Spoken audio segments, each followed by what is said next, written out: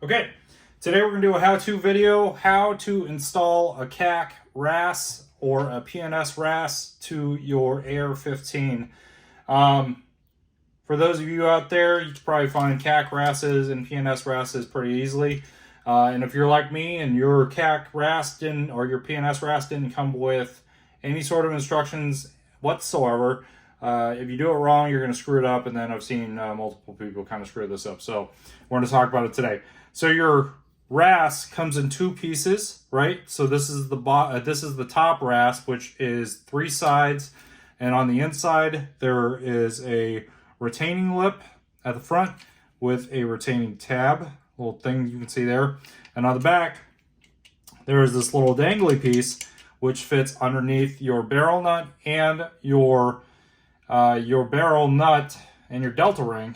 What am I trying to say? Underneath in that little slot there. And essentially, once you cinch it down, that's what holds your top rail zeroed, more or less. So you can put all your pecs and your D-balls and all that shit all over the top and have it actually kind of hold zero.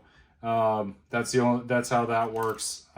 If you're like me and you know it's not the easiest to figure out, I guess, without instructions. That's how you go about doing it. So we'll throw that on there. On the other side, you have a bottom rail, right? Just fits on kind of like your standard either plastic handguards or other rail systems.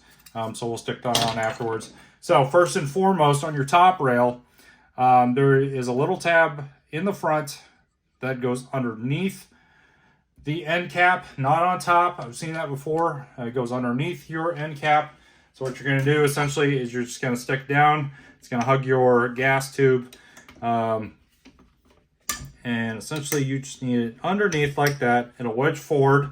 It'll be kind of awkward because it'll feel like there's more resistance in there than needed.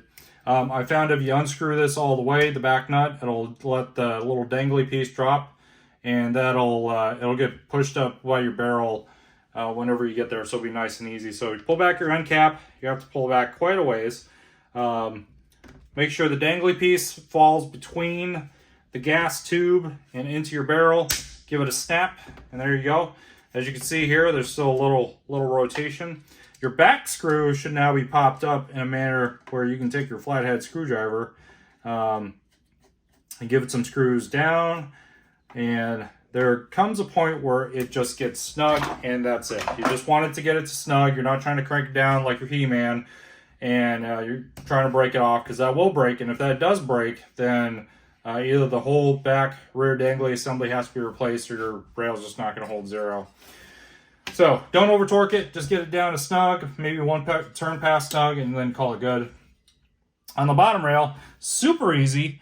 There's one side that literally says forward, and forward means it goes towards the dangerous end, right? Same thing, got to lip the front, get it underneath the end cap, going forward. Very nice. There we go. Kind of hard to do it while you're standing here monologuing at a camera. There you go.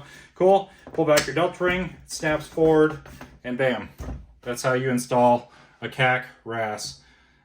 Super simple, super easy upgrade, and for all you Block 1 boys out there, really completes the whole aesthetic of your M4A1, or I guess if you're a current Army soldier like some of us are, this is probably most likely what you're carrying anyways. So like, comment, subscribe, talk about it, do all the other fun stuff.